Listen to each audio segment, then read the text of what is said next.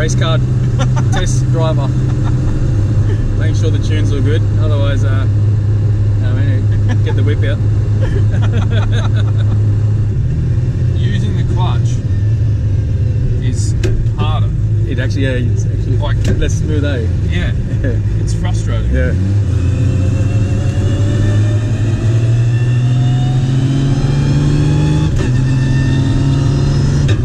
I can't believe you've never driven with a...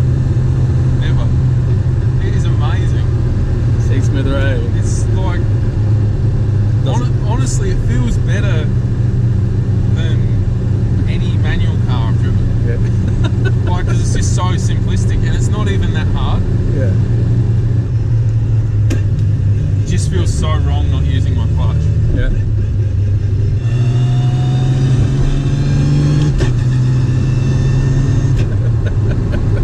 I can't believe how quiet it is. Yeah, that's the first thing. That's the first thing I noticed on the dyno. I was like, I looked it up. Is it straight or helical? It's a straight cut gear. Well, I gotta be honest, I'm shocked. This is the first car I've ever driven with a sequential flat shift setup. And it's quite crazy. It just seems so effortless. Do the guys in the drifting that they use to accelerate off, or they're clutching it still? No, they use flat shift. Yeah. Okay. But some people have issues with it cutting out mid-drift or something. Yeah. So sometimes certain gearboxes don't shift up or down in that sort of exact moment when you really need it to. So this one goes. What, mid-drift? Oh, I can't wait. Are we going in there? Oh, are we? No, Right next door to Sydney Motorsport Park. It's a 6-speed, right? Is it? Yeah. Oh, look at that. I think it's an overdrive as well. I'm pretty sure it's an overdrive. Yeah, because 5th is quiet, so that must be 1-to-1. Correct, yeah.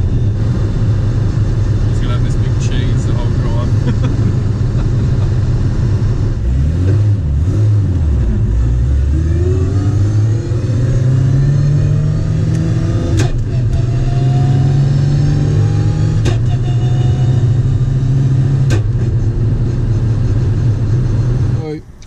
Filled her up with the 85 now. So this has an extreme twin plate carbon, is it? Yeah. Or is it triple? Twin. Twin.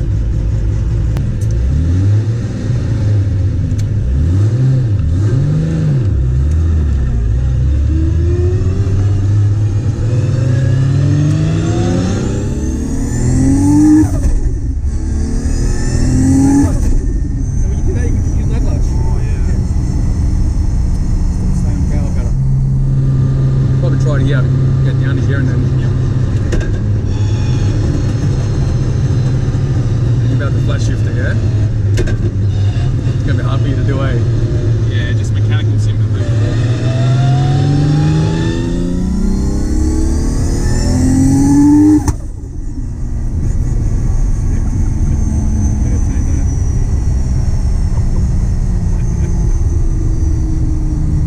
Doesn't feel right.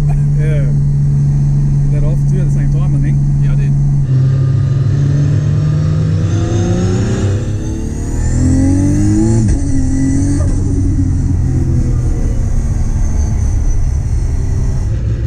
So, what do you want to test here exactly? So basically, so this obviously is traction off. Yep. So we want to go first gear, second gear. Which, like, you don't have to. If you need to short shift it, short shift it. Yep. But at least we can get. I can see the maximum boost that it runs. See the mixtures, the gear cut, all that side is working good. And then as we come back around about, I'll turn the traction control on. I want to see what happens with the traction control on and how much the ECU can actually stop that wheel spin. I'm logging everything anyway, so I'll go back and I'll address it. Yep.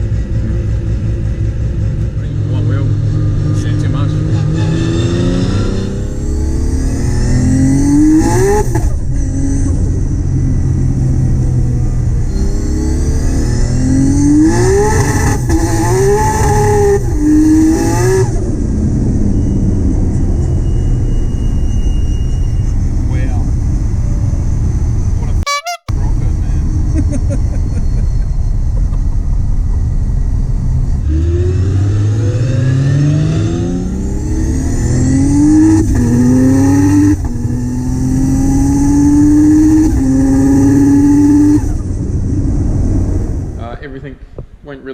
actually drives super smooth, as you would have seen. I was so freaking impressed. So now we'll do a quick overview. It's obviously the GTS-T, and I'm only using the GoPro. Sorry guys, don't mind. But yeah, this is just to give you a quick insight into, I suppose, what they do before they hand it over to a customer is obviously just make sure everything's all sweet. It drives like it should, and it should be as smooth as possible, so it's a nice street car again. So this engine is actually a 3-litre bottom end, built bottom end, and then RB26 head.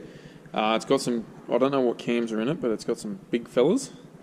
I don't even know what turbo it is. I know it's a Borg Warner. Looks like an 80, maybe a 9280, maybe? I'm going to go with a guess there. But obviously running an M150 computer, electronic throttle, 125 dash, and then HGT Sequential. It has an extreme carbon twin plate in it, and I believe it's got a standard rear end. The guys said it made just under 1,000 wheel horsepower.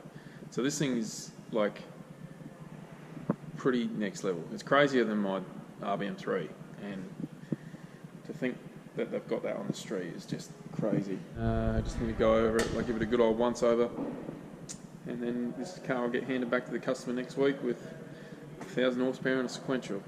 And I believe they're going to be street driving it a long way away. It's crazy. Absolutely mental. Street cars here in Sydney are just... Whew. So anyway, there's a quick little insight into what happens, not with every single customer car, but I'm pretty sure it happens with most, just to make sure that they've got the best possible streetable car back in their hands and everything's smooth, you know.